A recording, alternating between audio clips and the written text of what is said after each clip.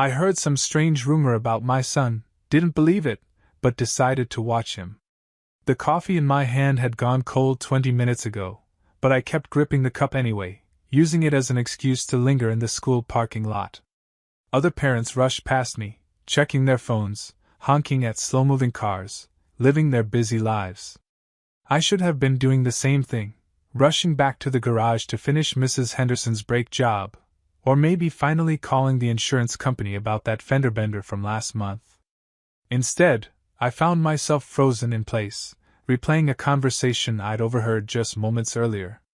"That Martinez kid," one mother had whispered to another as they walked past my truck. "Jenny saw him at the mall last weekend, flashing cash like he owned the place. Brand new iPhone, designer jacket. Where's a 15-year-old getting that kind of money?" The other woman had made some noncommittal sound, the kind people make when they want to seem interested but don't actually care. But I cared. Because the Martinez kid they were talking about was my son, Diego. My first instinct was to laugh it off. Diego? Flashing cash? The same kid who forgot to ask me for lunch money half the time and wore the same 3 hoodies in rotation because he claimed they were perfectly fine. The boy who still asked permission before downloading a free app on his phone? But as I sat there in that parking lot, staring at the spot where Diego would emerge from the building in about 10 minutes, little things started clicking together in my mind like puzzle pieces I'd been ignoring. Those brand new Air Jordans that appeared in our hallway last week. When I'd asked about them, Diego had mumbled something about trading with a friend, barely looking up from his homework. I'd been proud of his focus on studying, relieved that he wasn't like other teenagers who seemed obsessed with expensive things. Maybe I should have asked more questions. Then there were the late-night text notifications. I'd hear his phone buzzing from my bedroom next door, sometimes past midnight. When I'd mentioned it over breakfast, Diego had shrugged and said it was probably spam, or maybe kids from his study group comparing homework answers.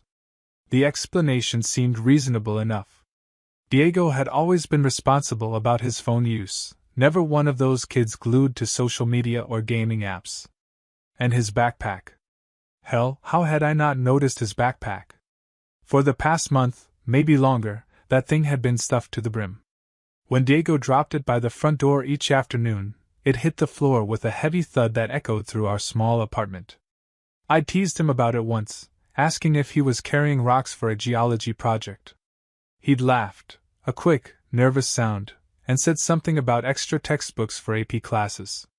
I was a single father working 2 jobs. Diego was a straight-A student who never gave me trouble. When your kid is low-maintenance and high-achieving, you don't go looking for problems.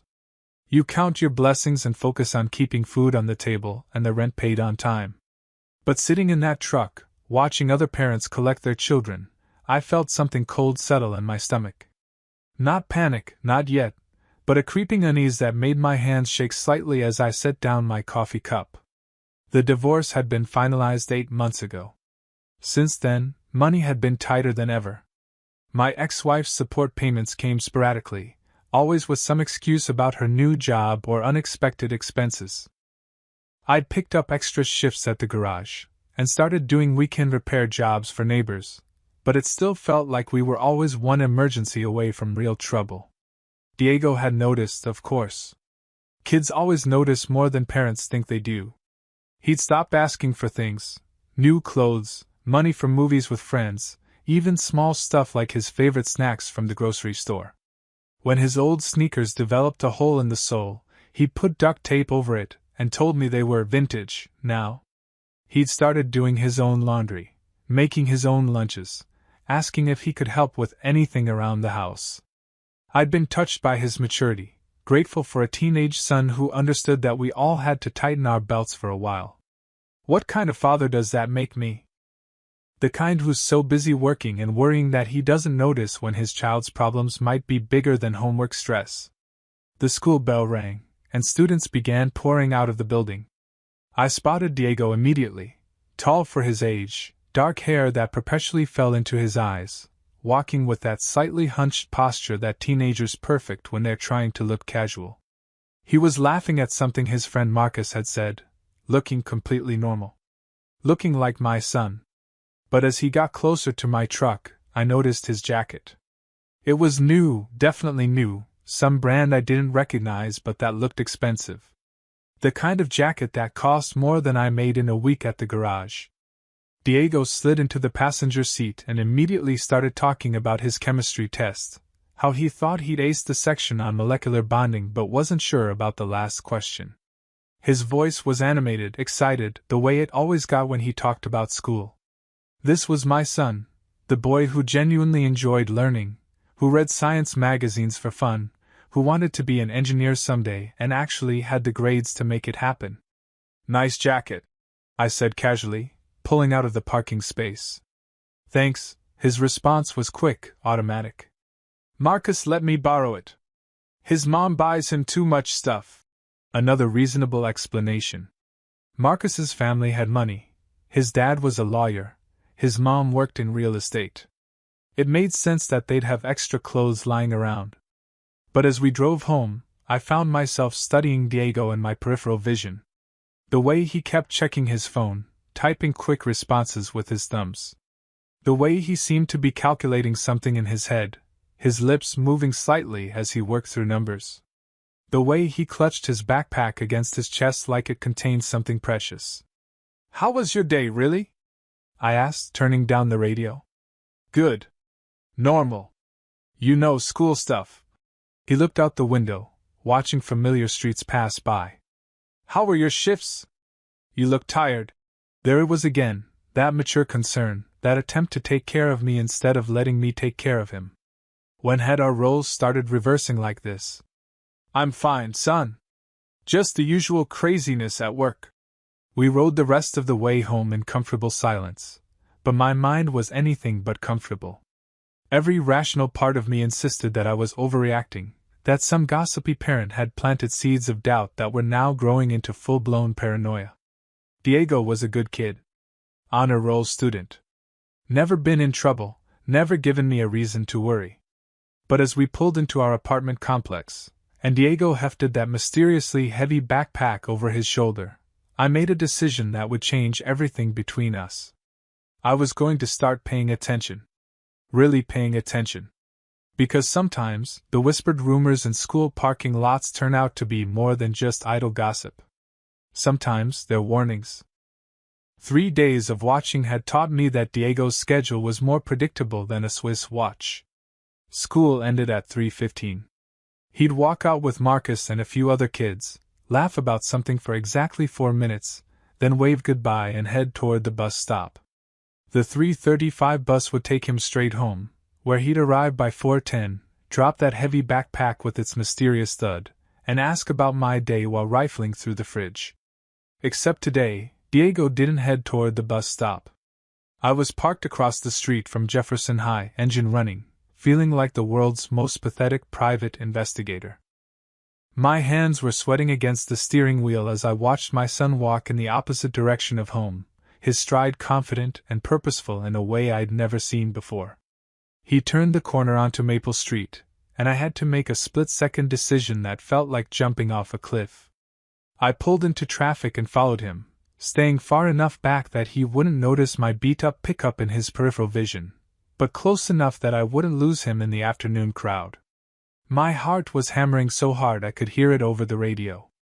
This was insane. I was literally stalking my own child based on parking lot gossip and a few suspicious details.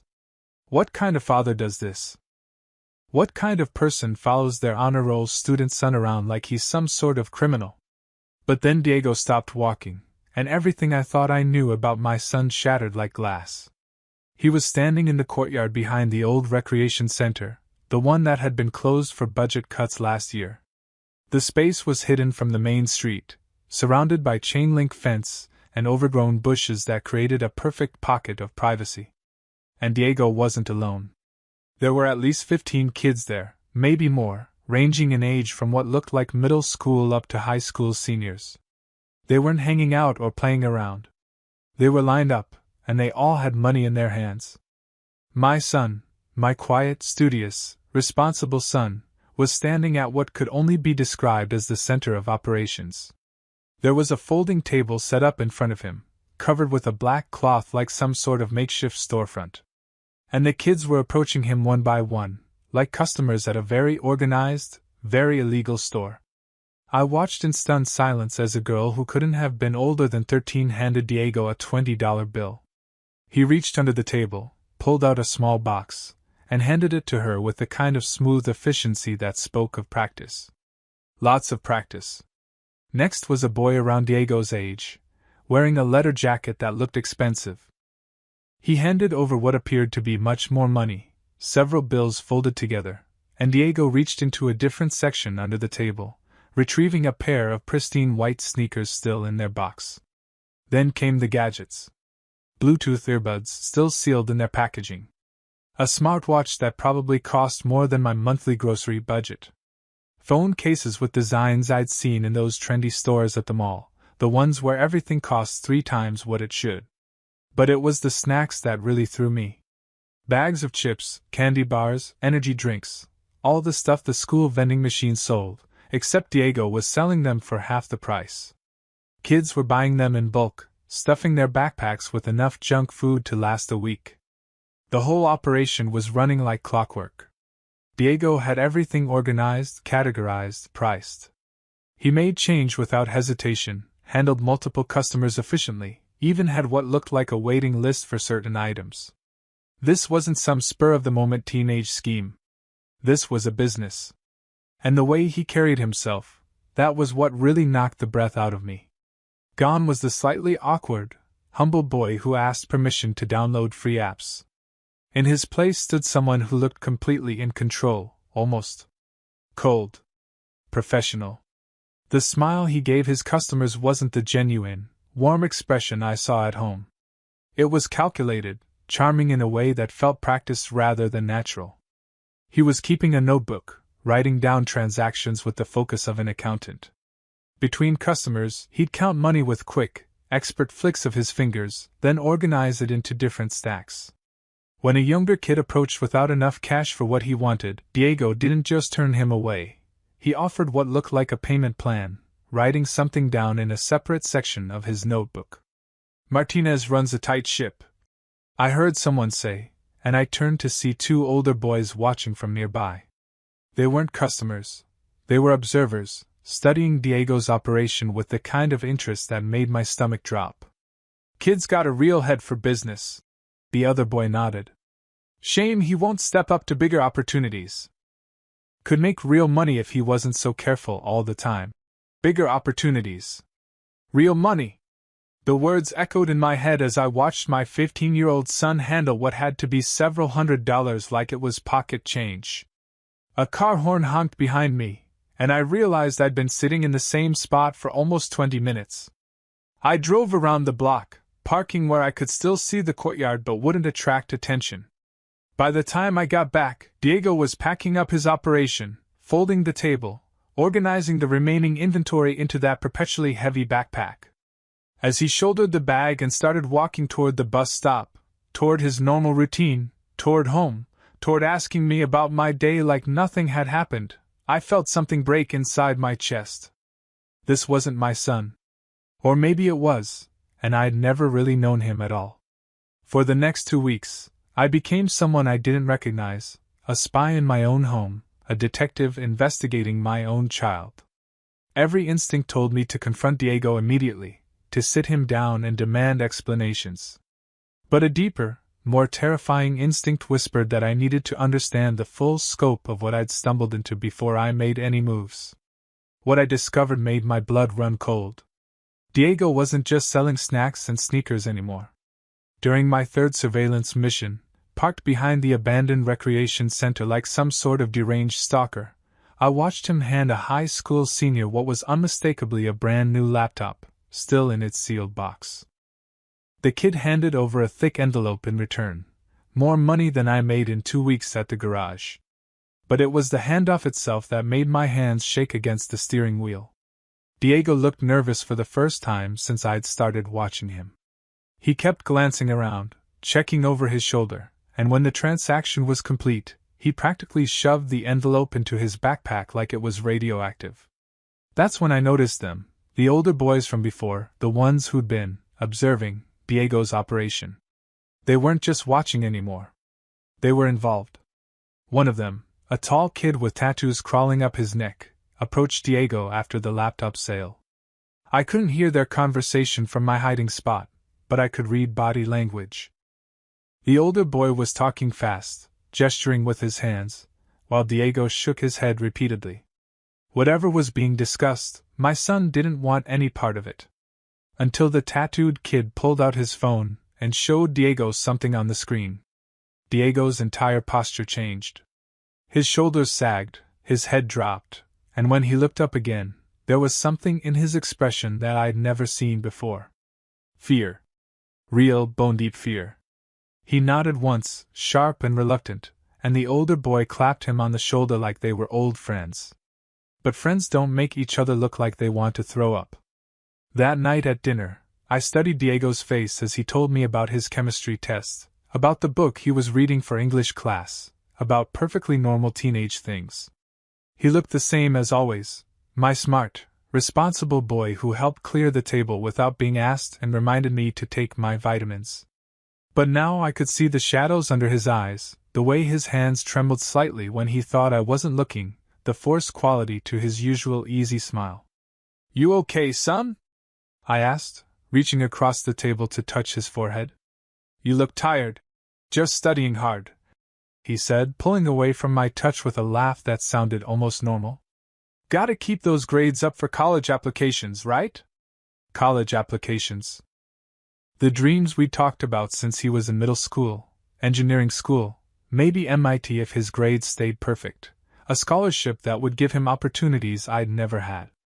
Was he risking all of that for whatever this was? My investigation escalated after I overheard a phone conversation that made my world tilt sideways. I'd come home early from my afternoon shift at the garage, planning to surprise Diego with his favorite takeout. His bedroom door was closed, which wasn't unusual, but I could hear him talking to someone, his voice low and urgent. "I told you I need more time," he was saying. "The payment's bigger than we discussed." Silence then. "I don't care what Tony said. That wasn't our deal." More silence. Diego's voice got tighter, more strained. "Look, I've been good for every payment so far, haven't I? I just need until Friday. I've got 3 more sales lined up, including that gaming system for the Morrison kid." My heart stopped. The Morrison kid lived in our building, a 12-year-old whose parents had just bought him a PlayStation for his birthday. "No, I'm not backing out," Diego continued. "I know what happens to people who back out. I just need you to trust me here." When the conversation ended, I heard him throw something against the wall, probably his phone, followed by a string of curse words I'd never heard him use before. That's when the pieces clicked together in the most horrible way possible. The older boys weren't just Diego's business partners. They were his suppliers. And suppliers don't work for free. Diego had gotten himself tangled up in something that was way bigger than selling snacks and sneakers to his classmates.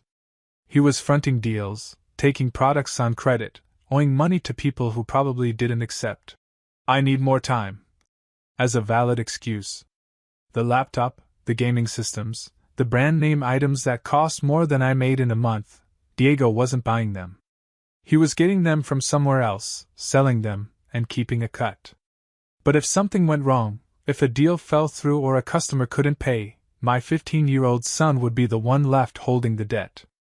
And from what I'd overheard, something was definitely going wrong. I started noticing other things then, details that had been invisible before but now seemed to glow with neon urgency. The way Diego flinched when his phone buzzed with certain notifications. How he'd started eating dinner faster, like he needed to escape back to his room as quickly as possible.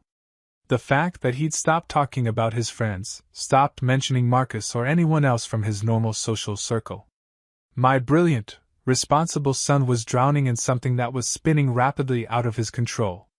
And the sharks who'd gotten him into this mess were circling closer, ready to collect what they thought he owed them. I had to do something. But what do you do when your child's life might be in danger, and you're not even sure who the real enemy is? The text message came at 9:47 p.m. on a Thursday night that had started like any other.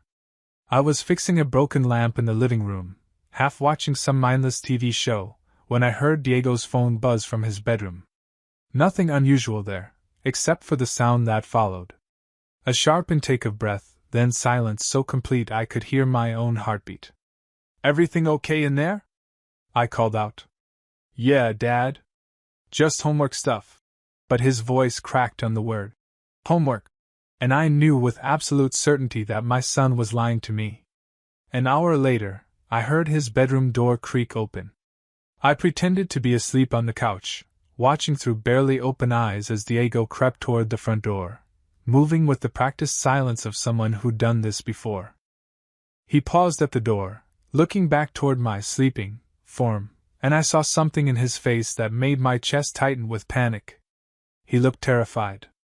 The moment the door closed behind him, I was on my feet, grabbing my keys and jacket. Every paternal instinct I possessed was screaming that something was very, very wrong. Diego never left the house after dinner, never snuck out, never gave me a reason to worry about where he was or what he was doing. Until now. I followed his route from our apartment complex, staying far enough behind that he wouldn't notice my headlights but close enough that I wouldn't lose him in the maze of residential streets. He was walking fast, almost jogging, checking his phone every few steps like he was following GPS directions to somewhere he'd never been before. 20 minutes later, we reached a part of town I recognized but had no business being in after dark.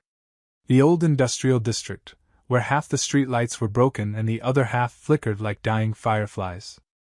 Empty lots filled with rusted equipment, abandoned warehouses with broken windows, and a general atmosphere of decay that made smart people drive quickly through with their doors locked. Diego stopped at a gas station that looked like it hadn't been updated since the 1980s. The kind of place where you pay for your gas before pumping and hope your credit card information doesn't get stolen in the process. But he wasn't going inside. He was walking toward the narrow alley that ran alongside the building, disappearing into shadows so complete that I lost sight of him entirely. I parked across the street, hands shaking as I turned off my engine and rolled down my window. The silence was broken only by the distant hum of traffic and the occasional car door slamming from the 24-hour diner 2 blocks over. Every rational part of my brain was telling me to call the police, to get help, to do anything except sit alone in a truck watching my teenage son meet with God knows who in a dark alley. But I couldn't leave him. Whatever was happening, whatever danger he'd gotten himself into, I couldn't abandon him to face it alone. That's when I heard the voices. "You're 3 days late, Martinez." The voice was older, rougher, with an edge that made my blood freeze. 3 days. "Do you know what 3 days costs us?" I know. That was Diego, and he sounded younger than I'd ever heard him, like a little boy trying to convince adults that he hadn't broken something valuable. "I've got most of it. I just need until tomorrow to get the rest." "Most of it?" A different voice now, higher pitched but somehow more menacing. "Most of it doesn't pay the interest, kid. Most of it doesn't cover what you owe Tony for fronting you those laptops." "The laptops sold," Diego said, and I could hear him trying to inject confidence into his voice. "Both of them. But the Morrison kid's parents found out about the PlayStation deal and made him return it. I had to give them their money back. That's your problem, not ours." I crept closer to the alley, using parked cars as cover, until I could see the shadows of 3 figures pressed against the brick wall of the gas station. 2 larger shapes loomed over a smaller one that I knew with absolute certainty was my son. "Look," Diego was saying. "I've been good for every payment so far. I've moved more product for you guys than anyone else at Jefferson. I just hit a bad streak. It happens in business, right?" One of the larger figures stepped closer to Diego, and in the dim light from the gas station's security camera, I caught a glimpse of a face that looked like it had seen too much violence and enjoyed most of it. "This isn't business, kid. This is survival. And right now, you're not looking very likely to survive." The second figure grabbed Diego by the shoulders and slammed him against the brick wall with a sound that made me bite my tongue to keep from screaming. My son's head snapped back, and I saw him raise his hands in a gesture that was part surrender, part protection. Please, Diego said, and the raw fear in his voice nearly broke me. I can get the money. I have a plan. There's this kid at school whose parents just bought him a new car, and I know I can flip it for twice what they paid. Just give me until Monday. Monday? The first voice laughed, but there was no humor in it. You think this is a negotiation? You think you get to set the terms? They pressed closer, and Diego seemed to shrink against the wall. This was my brilliant, confident son who could charm his way through any situation, who had built a sophisticated business operation from nothing, who I'd watched handle difficult customers with the skill of someone twice his age. But right now, he looked like exactly what he was, a 15-year-old boy who had gotten himself into something far bigger and more dangerous than anything he could handle. That's when I saw the fear in his eyes, real and raw and desperate. The same fear I'd been carrying in my chest for weeks, except his was so much worse because he was living it, drowning in it, with no idea how to get back to the surface. My son wasn't just playing entrepreneur. He was standing in the middle of a shark tank, and those sharks had finally decided they were hungry. I didn't sleep that night. Not a single minute. I sat in my kitchen until dawn, staring at the coffee cup I'd filled and refilled a dozen times, watching the sun creep through our apartment windows and illuminate the ordinary life I thought we'd been living. Diego's textbooks stacked neatly on the counter. His honor roll certificate still taped to the refrigerator. A photo of us from last Christmas, both of us smiling like we didn't have a care in the world. When Diego finally emerged from his bedroom at 7:30, he looked like he'd slept about as well as I had. His eyes were bloodshot, his hair sticking up at odd angles, and there was a small cut on his cheek that definitely hadn't been there yesterday. "Morning, Dad," he said, heading straight for the cereal cabinet like nothing had happened. Like he hadn't been threatened in a dark alley 12 hours earlier.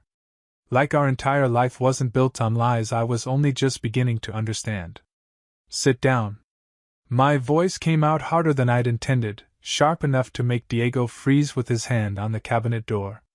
He turned to look at me, and I saw him take in my appearance, the clothes I'd never changed out of, the exhaustion probably written across my face, the way my hands were shaking slightly against my coffee mug. "Dad? Are you okay? You look." I said, "Sit down, Diego." He moved to the kitchen table like he was walking to his execution, settling into the chair across from me with the careful movements of someone who knew they were in trouble but wasn't sure how much trouble yet. For a long moment, we just stared at each other. This boy I'd raised, this son I thought I knew better than anyone in the world, looking at me with an expression that was part confusion, part fear, and part something else I couldn't identify. Resignation, maybe? Like he'd been waiting for this moment, and was almost relieved it had finally arrived. "I followed you last night," I said quietly. The color drained from Diego's face so fast I thought he might pass out. His mouth opened, then closed, then opened again without any sound coming out. "I saw everything, son. The alley, those boys, what they did to you." My voice cracked on the last words, and I had to stop for a moment to compose myself. "I know about the business, the deals, all of it. So don't even think about lying to me anymore." Diego's hands were flat on the table, pressed down like he was trying to anchor himself to something solid. When he finally spoke, his voice was barely above a whisper. "How long have you known?" 2 weeks. Maybe 3. Since I heard Mrs. Patterson talking about you in the school parking lot." He flinched like I'd slapped him. "What did she say?"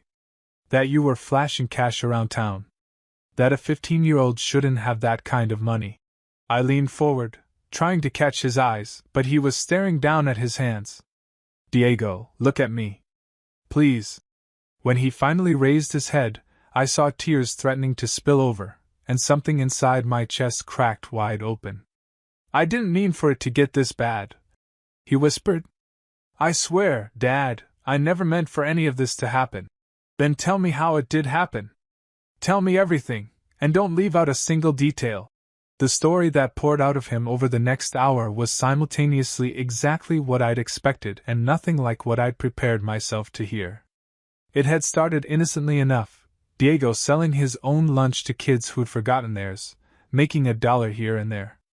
Then he noticed how much the school vending machines charged for snacks and realized he could buy the same stuff in bulk and sell it for half the price while still making a profit. I was good at it, he said, and for a moment there was a flash of the pride that had probably gotten him into this mess. Really good. I could read what people wanted, figure out what they'd pay for, make them feel like they were getting a deal even when I was making money. The business had grown quickly. Too quickly. Other kids started asking if he could get them things that weren't snacks, headphones, phone cases, eventually bigger items like sneakers and electronics. That's when Marcus introduced me to Tony and his crew. They said they could front me inventory, let me expand the operation.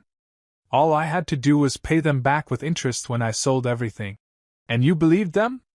Diego's laugh was bitter, hollow. I thought I was smarter than them. I thought I could play their game and win because I understood business better than some high school dropouts. Son, I wasn't doing it for fun, Dad. I wasn't doing it because I wanted fancy things or to show off. His voice broke completely then, and the tears he'd been holding back finally spilled over. I was doing it for us.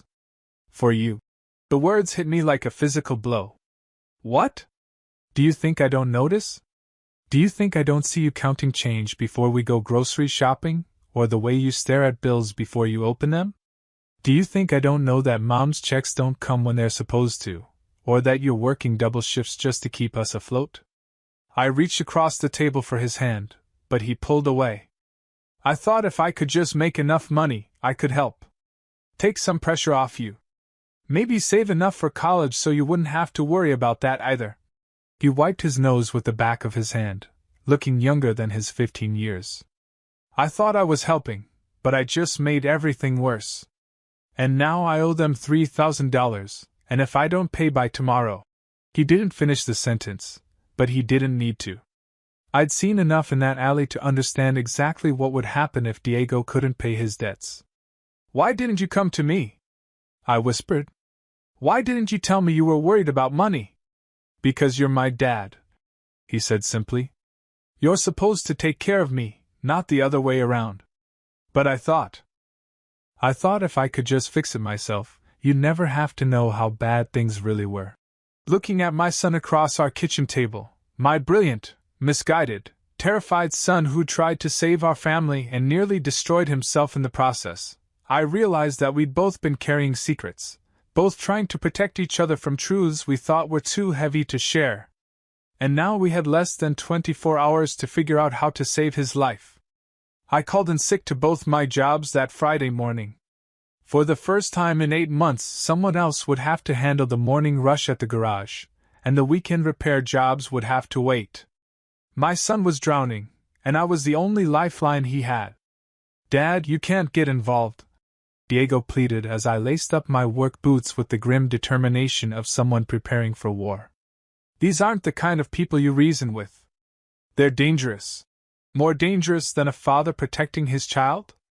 I asked, grabbing my wallet and keys. I don't think so. The plan was simple in the way that only desperate plans can be. I was going to do something I'd sworn I'd never do again. Ask my ex-wife for help. 3 hours and the most humiliating phone call of my life later, I had a certified check for $3,000 burning a hole in my pocket, and a renewed understanding of why I'd divorced that woman in the first place. But pride was a luxury I couldn't afford when Diego's safety was on the line. Finding Tony and his crew wasn't hard. Diego had given me enough details, and a few carefully worded questions at the gas station led me to a house in the same rundown neighborhood where I'd witnessed the confrontation. The kind of place where broken dreams went to die, with peeling paint and windows covered by sheets instead of curtains. I knocked on the door at 2 p.m. sharp, my heart hammering but my resolve steady. When Tony answered, a kid who couldn't have been more than 19 but had eyes that looked 40, I didn't give him a chance to speak. I'm Diego Martinez's father, and we need to talk. What followed was the strangest, most terrifying conversation of my life. Tony invited me into a living room that reeked of cigarettes and failure, where 2 other boys sat on a couch that had seen better decades. These were the sharks who'd been circling my son, and up close, they looked like exactly what they were, kids playing at being criminals, dangerous not because they were evil masterminds but because they were stupid and desperate. Your boy owes us money, Tony said, settling into a chair like he was conducting a business meeting. $3,000, plus interest for being late. How much interest? I asked, pulling out the check. $500. I wrote him a check for $3,500, my hands steady despite the fact that I was handing over money I couldn't afford to lose.